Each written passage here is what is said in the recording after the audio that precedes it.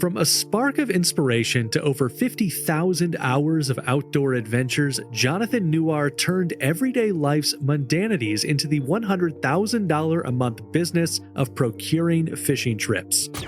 Find something that you're passionate about and go all in on it. You have to really make sure that it's something that you believe in. But once you do that, it's cliche, but sky's the limit.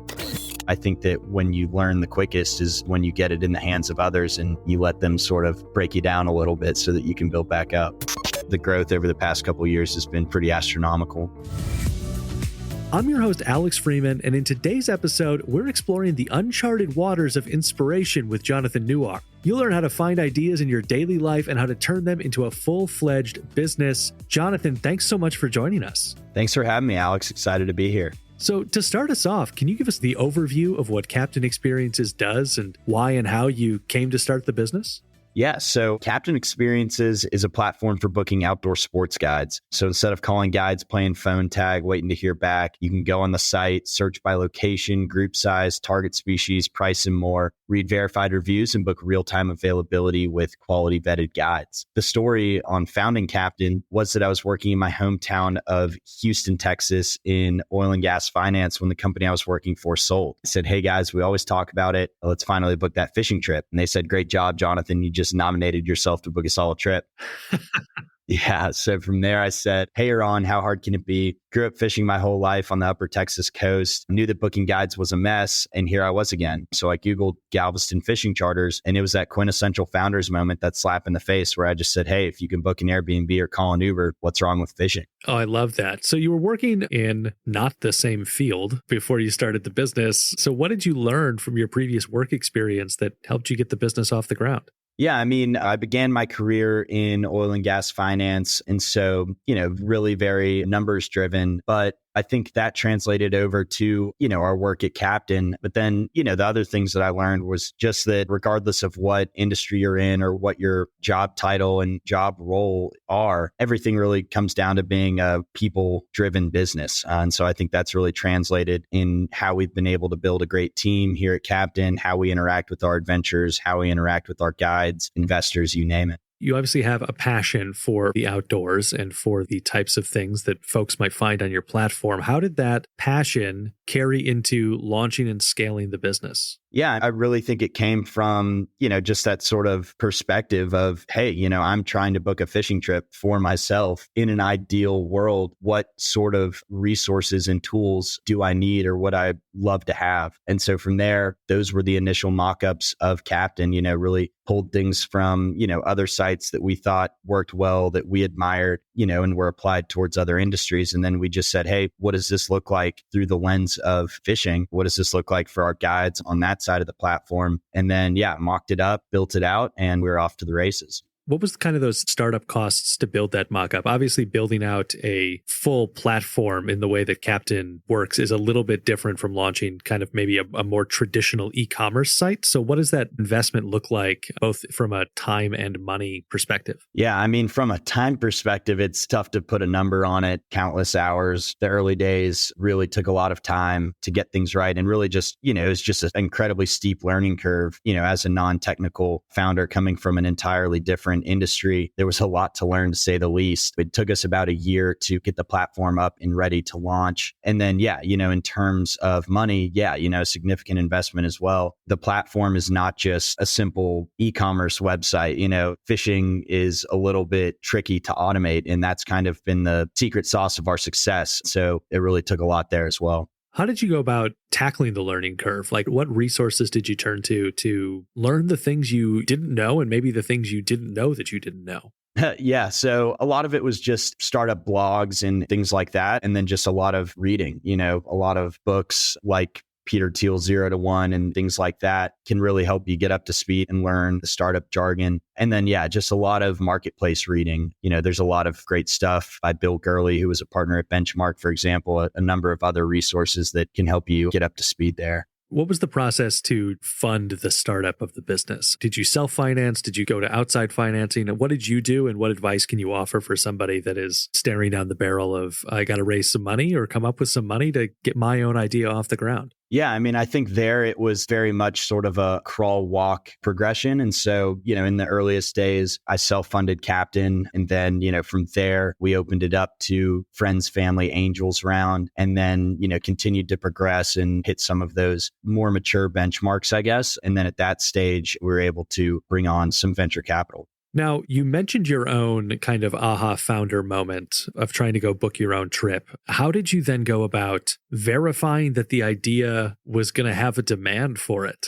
Initially it was just doing market research and realized things like fishing is the second most participated in sport in the US after walking and jogging, which is really eye-opening to a lot of people. But also just sort of anecdotally meeting with a number of different friends, advisors, mentors, others that are passionate about fishing. And pretty much everyone to a T said, wow, I can't believe this, doesn't exist. I would use this. I can't wait to tell my friends about this, all that good stuff. And so there was a lot of just sort of first person validation there in speaking with others. Quick reminder for our listeners, you can hear more tips from business owners on how to grow a business on our YouTube channel. Check it out. Just go to youtube.com/upflip. Jonathan, what was the biggest challenge that you faced in the startup process to get the platform off the ground, and how did you overcome that? I'd say the biggest hurdle was finding our first customers, generating demand. It's kind of like if a tree falls in the middle of the forest, does anyone really hear it? So if you build a platform, how do you get people to come to it? And so, all of these two-sided marketplaces face the same chicken or egg standstill. And so the way that we hacked that was we onboarded our first guides. We walked the docks in Galveston and spoke with them directly and asked them to be patient with us. And thankfully, our guides understood and sort of answered the call. And they said, yeah, we know that these things take time. We're really rooting for a platform like this that'll help us and help drive, our businesses forward. So yeah, we'll be patient with you. So from there, we had supply, we had the platform, and then it was just about driving demand. And so it was really everything under the sun, going to fishing shows and meeting people in person, driving a social media following and getting our newsletter going. And then we also landed on SEO, search engine optimization. And so if you go back to my problem statement, I Googled Galveston fishing charters from my desk at work. And so we really started meeting with everyone that we could on search engine optimization, learn the ropes there. And that's now been, our leading acquisition channel. What was the biggest mistake that you made during the startup process? Ooh, that's tough. I'd say the biggest mistake is just that expecting that things will consistently move up and to the right and do so at a very rapid pace. Sometimes that is the case, but at other points in the journey, there was a lot more legwork that had to be done. And so just trying to be patient and doing the right things versus getting desperate and trying to swing for the fences and strike out. So, luckily we didn't, make any of those sort of bet the farm decisions in the early days. We just kind of kept our heads down and kept plugging away. And a couple of years later, it's paid off. How did you avoid making those bet the farm decisions? Or is that something that's like unique to your personality? Did you have mentors? How were you able to avoid falling into that trap? Yeah, I mean, I think, my personality is definitely to swing for the fences. So I had to sort of fight the urge there. And that's where I would say a fantastic support network comes in. And so my co-founder, Addison, our head of product, we would discuss every decision and, sort of walk each other off of cliffs. And so, yeah, just sort of having a balanced discussion and realizing level setting with yourself and saying, hey, I want to do this because I'm feeling this sort of way. And, that's either good and justified or, hey, let's take a step back and pause. And so I think that that's been very healthy. Now that you're up and running and out of that initial startup phase, what do you struggle with the most in the business? I'd say it's still demand. It's driving more demand. Our guides, they say that the platform is great. The app is great. It works seamlessly. It really makes their lives easier. They just wish that they would get more trips through Captain. And then, yeah, on the demand side, our adventurers, as we call them, are always saying, hey, this was a fantastic experience. I just wish that I had known about you guys sooner. So it's just trying to figure out how to scale the business on the demand side to drive awareness and spread the good word.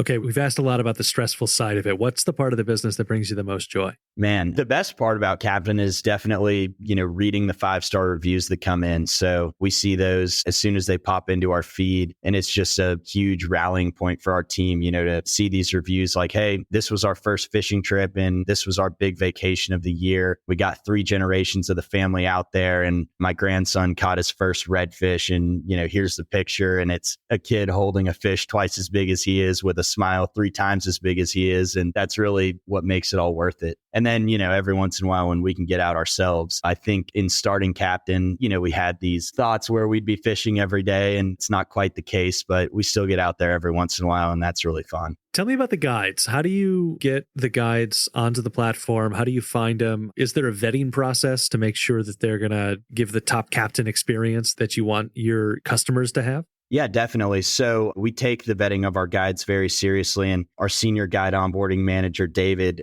who I joke has everyone's dream job, which is to call fishing guides and talk fishing all day. And that's exactly what he does. So David reaches out to all of our guides and we know them all on a first name basis. But, David speaks with each of them before they go live on the site to really deeply understand their trips, the ins and outs of what makes them unique, what kind of fish they catch, what kind of boat they're operating on, what kind of gear they're running with, all those sorts of things, the X's and O's. But also, hey, do you consider yourself a coach? Are you good with taking kids or beginners? Or do you really specialize with experts in teaching them a new technique or whatever it may be? So yeah, we vet all of our guides and, we require that they upload certain documentation for the specific trips that they're running. And then, yeah, we continue to monitor our guides for quality through the reviews that they're earning. And I'm proud to say that, yeah, after thousands of trips, our average review score is 4.9 out of 5 stars. Wow. And are you guys actively doing outreach to guides as you see them kind of pop up in the areas? Or is there like a marketing component to the guides where that you're maybe running an acquisition type strategy? How does that work?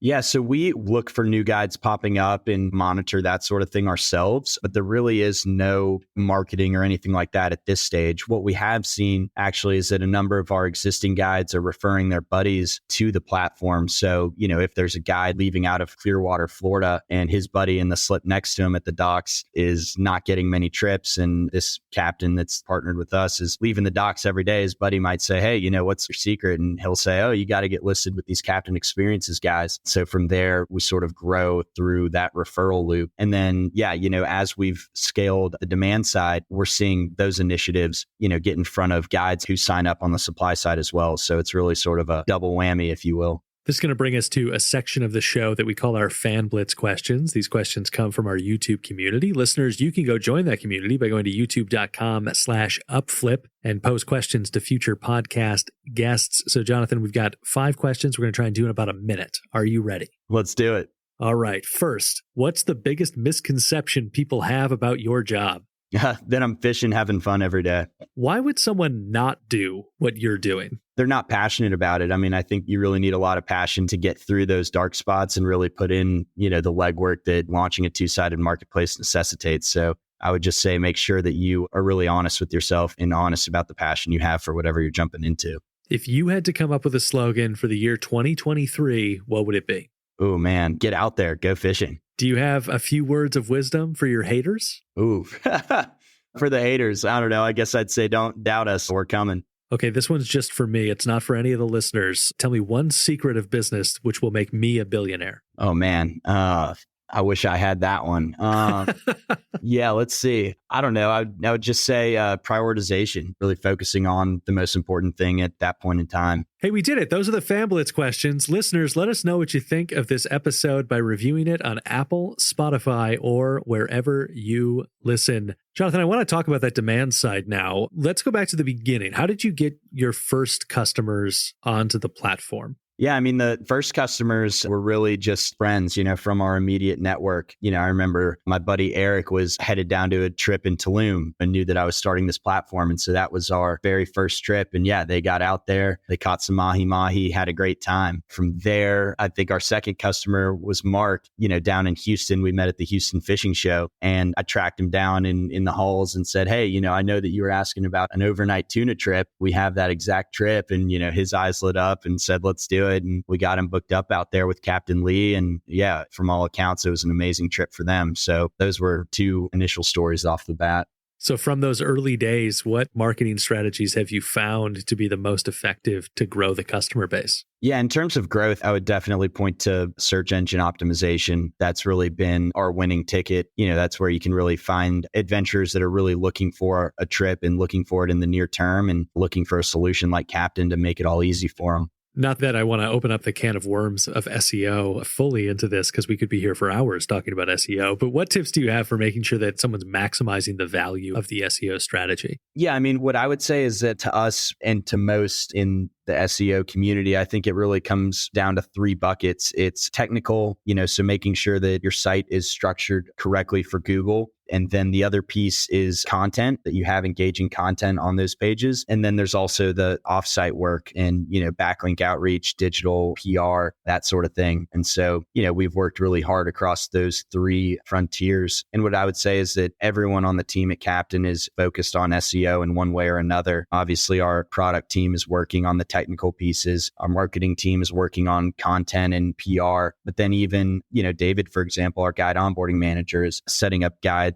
trip listings and things in a way that allows them to rank and gain more visibility. Are you doing any paid advertising? I mean, obviously, like, content is not free to produce, but are you doing any like pay-per-click or social advertising along with the content side in SEO? Yeah, we're doing some across both social and paid search. What kind of strategies are you utilizing in those areas that you might advise for an online startup? I would say across the board in both, and especially in social, really focus on quality, engaging, scroll stopping content. And I think, what we're doing at Captain naturally lends itself to that sort of thing. Everyone wants to see an awesome video of a fishing trip and, chasing big fish and catching big fish and that sort of thing, and all the smiles and joy that brings people. And then, on the search side, I think that it's important to focus on, unit economics and not getting over your skis there.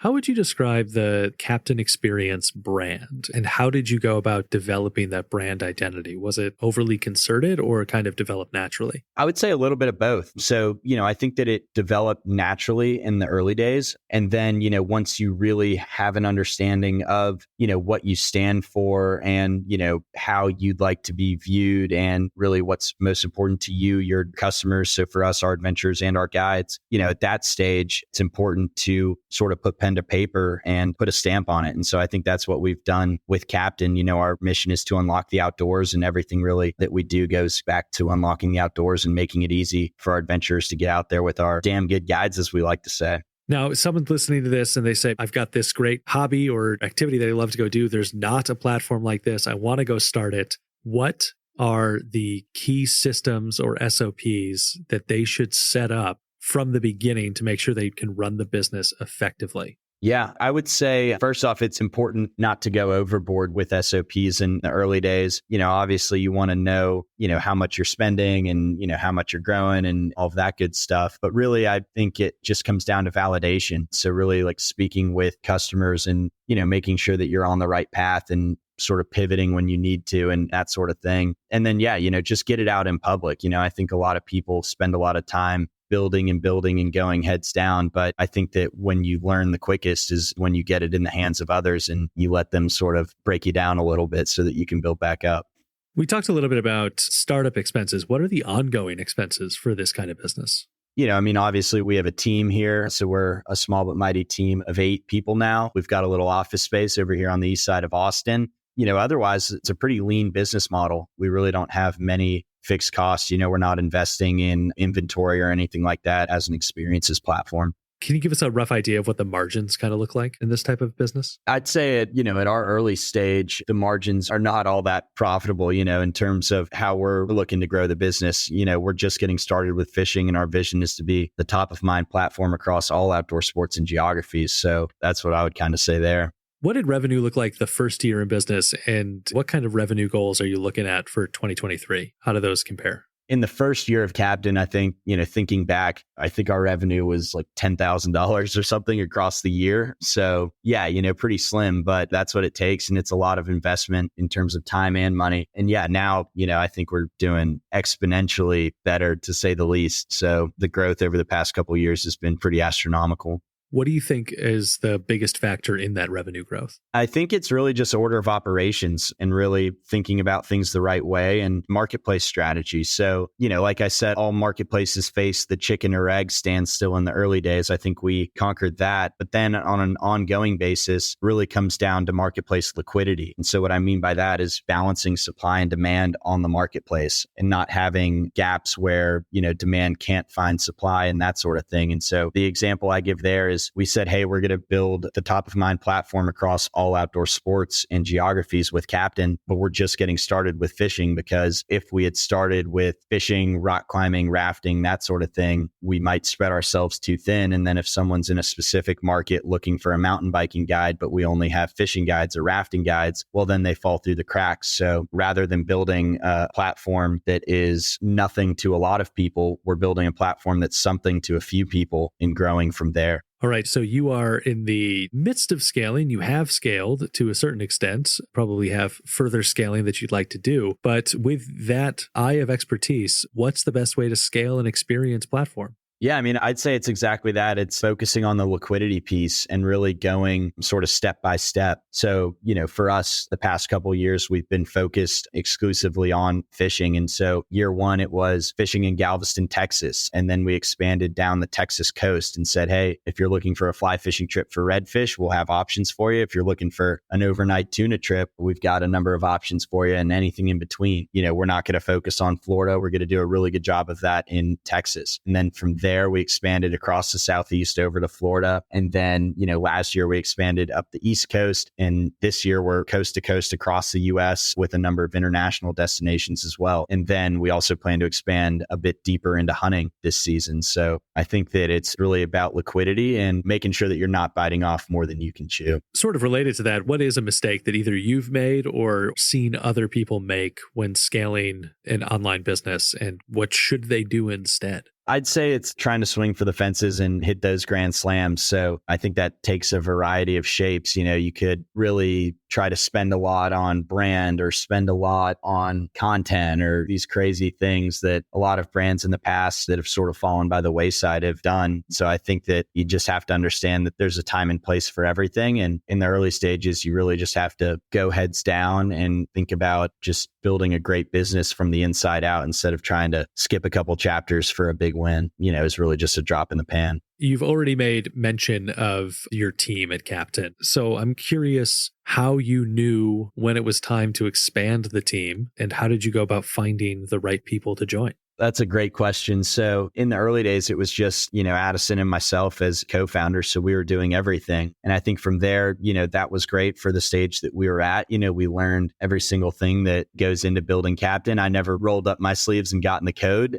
He definitely did and spent countless hours there. And so from there, it's just saying, hey, what is the number one need? What is holding us back the most right now? Okay, is it engineering capacity, or is it an adventure success manager to help manage our adventurers and answer any questions that they have? Or is it a guide onboarding manager like David? And so, at different steps along the way, each of those roles has been a constraint. And at that point, we go and hire the best of the best to fill that position and really level up Captain and the experience that we're providing our adventurers and guides. So in the early days, we knew we needed supply. So that was David. And then we hired on adventure success managers to help there. And then we knew that we needed to grow demand. And so we now have our director of performance marketing, Jake, who's doing a fantastic job and been a great addition to the team there. When things get tough in the business or problems continue to arise, how do you keep yourself having fun and with a positive attitude? It's tough. Every day has its problems. So, I would just say balance is important. So getting out to clear the mind, however that is, going out on a walk, going to the gym, going and seeing friends, going fishing, whatever it is, those are all super helpful. And so, you can never really get consumed by it all. There's always something else to do. And so, I think you need to come up for air and just take a breather. And, it needs to be really every single day, whatever time you can find. So for me, it's easiest to find that time in the mornings. And, I get a lot of that stuff done. And then, meet friends after a long day of work and do the whole thing over again. Any regrets in the business? Anything you would have done differently in hindsight? I really can't think of any. I mean, I think what we're doing at Captain has really been a dream come true. It definitely has come with its lows, but even in those lowest of low moments, I just sort of pinch myself or ping Addison or ping the rest of the team and say, hey,